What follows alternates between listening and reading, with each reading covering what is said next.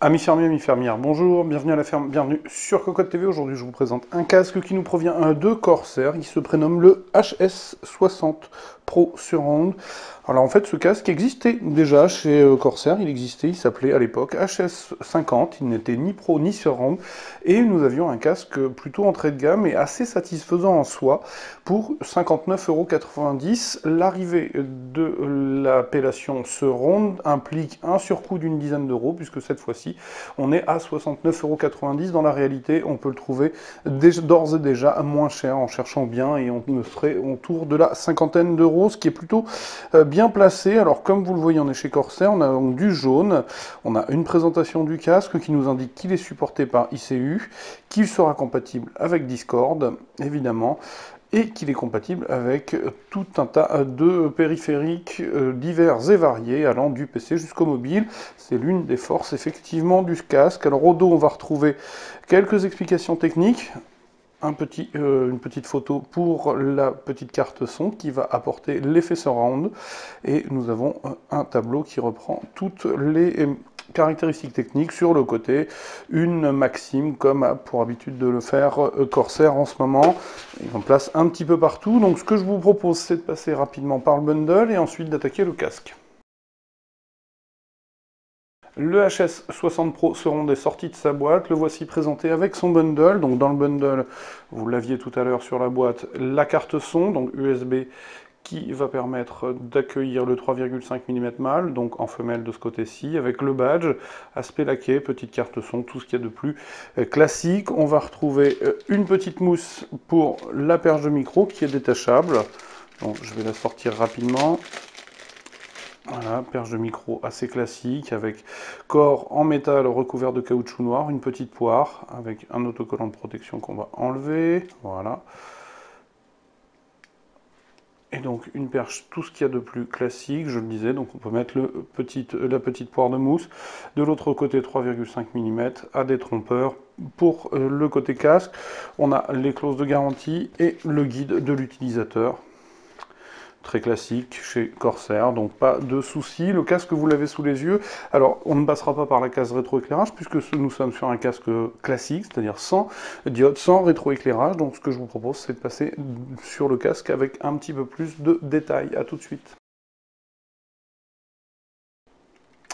Nous voilà donc face au HS60 Pro seront sortis de la boîte et cette fois-ci en gros plan. Alors comme vous le constatez dans un coin de l'image, eh bien il reste un HS50 qu'on utilise assez régulièrement, ce qui nous permettra de faire une petite aparté sur la durabilité, la tenue dans le temps. Alors le HS60, bien c'est le même modèle que le HS50, hein, si ce n'est qui va s'adjoindre donc les fonctionnalités de cette carte son, mais on va y revenir. Et surtout, il a le bon ton d'augmenter un petit peu la qualité perçue en choisissant des matériaux un petit peu plus nobles sur certains aspects où on avait ici du plastique granuleux assez classique. Donc on va retrouver plutôt du soft touch, des parties traitées laquées, du mesh, du sky de bonne qualité et agréable au toucher, du métal bien traité, bien ébavuré. Donc au niveau de la finition, de la présentation, indéniablement c'est un casque assez réussi, d'autant que le tarif, on l'a dit tout à l'heure, est globalement plutôt agréable, hein, c'est-à-dire que 79 € en prix public, mais la réalité c'est qu'on va le trouver très rapidement et d'ores et déjà moins cher, donc une cinquantaine d'euros, ce qui est plutôt intéressant, sachant que celui-ci était tarifé 59 ou 69 € à sa sortie, donc on a une carte son supplémentaire pour un produit un petit peu plus qualitatif, c'est pas mal.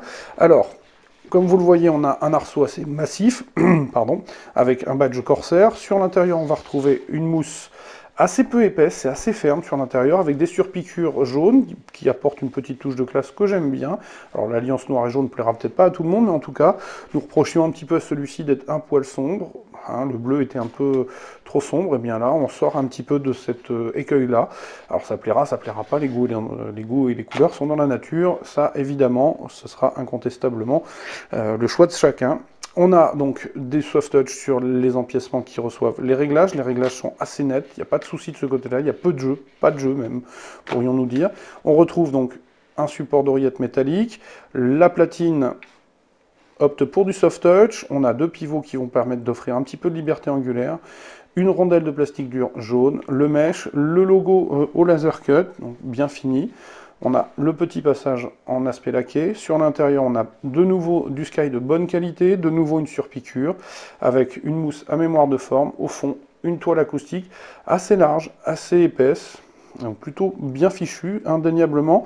Donc sur l'écouteur gauche, on va retrouver une molette de réglage, le bouton qui va permettre de couper le micro. Ici, sous le cabochon, la connexion propriétaire du micro détachable.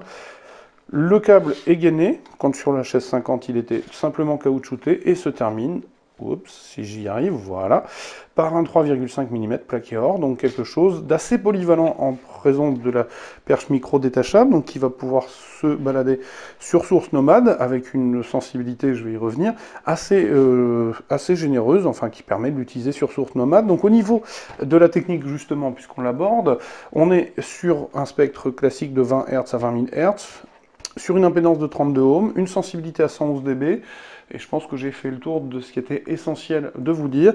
On a des HP de 50 mm, donc au niveau de la qualité audio, je peux vous en parler très rapidement, je ne l'ai pas encore écouté très largement, mais on retrouve un petit peu cette, ni plus ni moins que la restitution, pardon, je cherchais le terme, excusez-moi, du HS50, c'est-à-dire assez généreux en basse, bonne précision, c'est pas forcément de la qualité hi-fi, mais en tout cas on est sur quelque chose de tout à fait correct.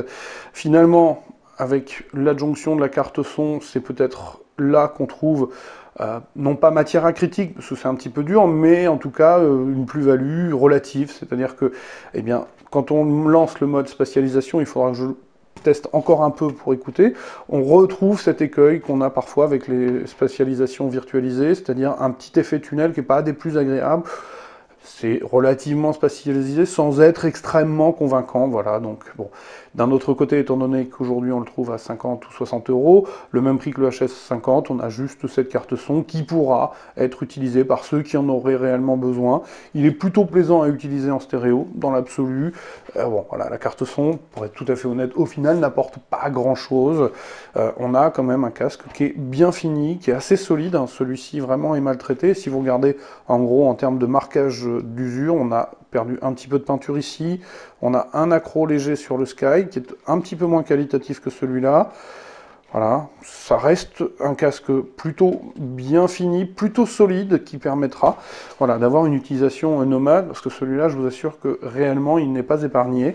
Donc, un casque pour une cinquantaine d'euros, soixantaine d'euros, qui est intéressant et qu'il ne faudra peut-être pas négliger au moment du choix. Donc, il s'agissait de la présentation du HS60 Pro se rendre sur Cocotte TV. Comme d'habitude, je vais vous inviter à venir lire le test écrit, où je détaillerai un petit peu plus la qualité de son, et surtout, je le placerai sur les deux DAC, les Sense One d'Asus et le Mini de Matrix, de façon à avoir un peu plus de matière à présenter. Comme d'habitude, je vais vous souhaiter une excellente journée, je vous dis au revoir et à très très bientôt.